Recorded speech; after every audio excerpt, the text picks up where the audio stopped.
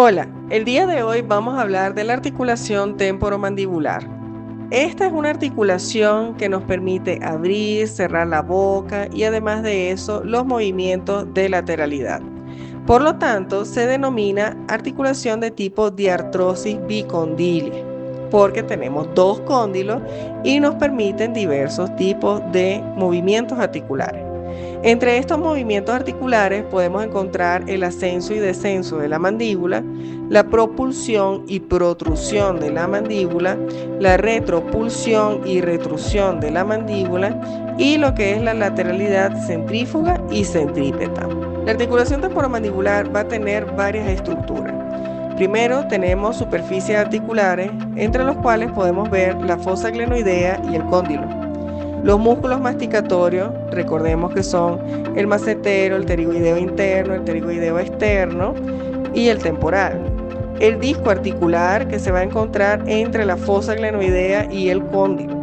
Los ligamentos y cápsulas, entre los cuales nosotros vamos a tener principales y accesorios. Los principales son el capsular, que sería este, el colateral, que serían estos, y el temporomandibular, que serían también este. Y los accesorios, por su parte, son el pterigomandibular, el efenomandibular y el estilomandibular. ¿En qué nos permite los accesorios? Por ejemplo, que nosotros no tengamos una apertura bucal tan extrema en donde se nos quede la mandíbula trabada o en que se nos caiga la mandíbula. Ok, tenemos también las membranas sinoviales y un líquido sinovial. Entre los tipos celulares, nosotros vamos a conseguir en la membrana sinovial dos tipos principales de células: los sinoviocitos tipo A y los sinoviocitos tipo B. Los sinoviocitos tipo A son macrófagos, los cuales van a tener función fagocítica. ¿Qué significa fagocitar? Pues comer, ¿verdad? Entonces es una célula de defensa. Y los sinoviocitos tipo B son similares a unos fibroblastos, porque ellos forman lo que es el líquido sinovial. Esto es algo muy importante en ciertas patologías y para entender principalmente la articulación temporomandibular. La articulación temporomandibular va variando según la edad. Cuando nosotros somos recién nacidos y lactantes, ¿para qué necesitamos abrir y cerrar la boca? O sea, lo que nosotros necesitamos específicamente es apertura, cierre, propulsión y retropulsión. ¿Por qué? Porque simplemente estamos en el proceso del amamantamiento. Entonces, aquí nosotros no necesitamos un cóndilo muy prominente. Vamos a tener una fosa mandibular poco profunda, un cóndilo poco prominente. Los discos van a tener abundantes fibrillas y fibroblastos, y lo que es el tejido sinovial va a estar tapizando todo el disco. Aquí podemos ver un corte de un cartílago condilar en la 8ª semana, y fíjense ustedes que lo vemos azul. ¿Azul por qué? Porque recuérdense que nosotros vamos a formar la mandíbula a partir del cartílago de Merkel. Entonces aquí todavía no se ha terminado de formar la parte ósea y todavía tenemos la parte cartilaginosa. Podemos ver parte de los músculos de la masticación y el cóndilo, este azulito que vemos aquí. El disco estaría acá, que sería esta parte lateral que vemos acá. Allí sería lo que es el disco articular. Muy bien, después de esto nosotros vamos a ser niños, ¿verdad? Y ya cuando somos niños ya empezamos a masticar. Por lo tanto, el cóndilo ya va tomando forma y la forma va a ser redondeada. Además de eso, va a ser un cóndilo que no tiene fibrocartílago. Las zonas proliferativas todavía van a ser extensas y va a haber como un crecimiento aposicional del cartílago. También vamos a tener una ausencia de matriz calcificada en la zona de los condroblastos y condrocitos.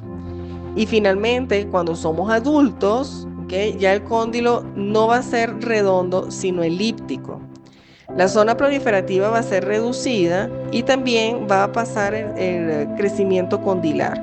Es decir, ya cuando somos adultos jóvenes ya no debemos tener más crecimiento. Si tenemos crecimiento a este nivel ya es algo anormal, ¿ok? Y debemos ver qué es lo que está pasando en ese cóndilo. Tampoco vamos a tener crecimiento de la rama mandibular porque ya somos adultos, ya el crecimiento cesó. También vamos a tener la presencia de fibrocartílago y la matriz va a estar calcificada en la zona de condrocito. Ya cuando estamos adultos mayores, nosotros tenemos superficies óseas con distintos grados de osteoporosis. Además de eso, las membranas sinoviales van a tener una disminución del líquido, va a tener una poca lubricación, va a existir un aumento de las células adiposas.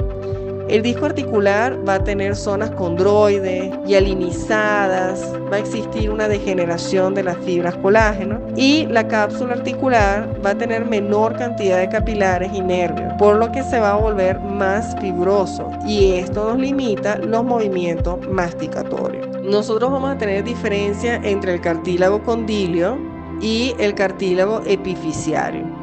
Recuérdense que en la formación de los huesos largos, nosotros teníamos un molde de cartílago hialino, venían venas y arterias y vamos a tener un crecimiento bidireccional, uno para arriba, otro para abajo, ¿ok? En el cartílago condilio no es así porque es un cartílago muy pequeño. Entonces, ¿qué es lo que ocurre? Que nosotros aquí, en vez de ser infiltrados por arterias y venas, nosotros vamos a tener una especie de crecimiento multidireccional porque ella misma se va a degradar por unas células que se llaman condroclastos, ¿ok? Entonces, los condroclastos se encargan de comenzar a degenerar todo este cartílago. Eso forma como una especie de islas de sangre y comienza a tener un crecimiento multidireccional óseo, ¿ok? Bien, otra de las cosas diferentes entre el cartílago condilio y el cartílago epifisiario es que el cartílago condilio va a estar cubierto por un tejido conectivo fibroso. En cambio, el epifisiario va a ser un cartílago hialino sin cubierta fibrosa. En el caso del cartílago condilio, nosotros vamos a tener condroblastos que van a estar dispuestos al azar, pero recuérdense que en el epifisiario ellos estaban en columnas. ¿Se acuerdan de los grupos isógenos? Bueno, eso eran los condroblastos columnares, que en columnas están dispuestos. La matriz extracelular va a ser escasa en el cartílago condilio, mientras que en el cartílago epifisiario la matriz extracelular es abundante. La calcificación va a ser pericelular en el cartílago condilio y en cambio en el cartílago epifisiario va a ser en trabéculas. Y además de eso, recordemos la erosión del cartílago, que ya lo mencionamos. El uno va a ser por invasión de capilares osteógenos y el otro por condroclasto, lo cual nos da un crecimiento multidireccional en el caso del cartílago condilio. Vamos a hablar un poquito de cómo nosotros podemos ver el cartílago, ¿okay?, condilio, cuáles son sus zonas, para que lo podamos identificar mejor.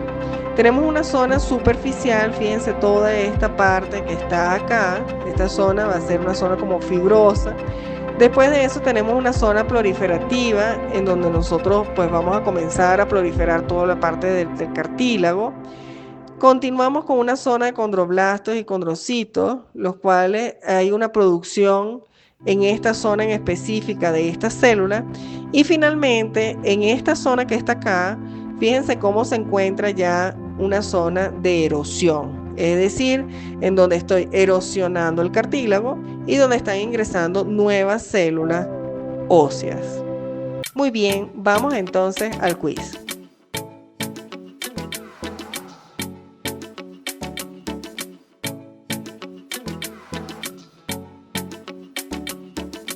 Haga un cuadro comparativo entre las variaciones del cóndilo con respecto a la edad.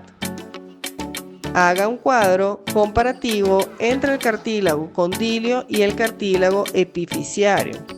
Y finalmente, realice un dibujo con las zonas del cóndilo. Espero que este video te haya servido para tus exámenes. Nos vemos en una próxima.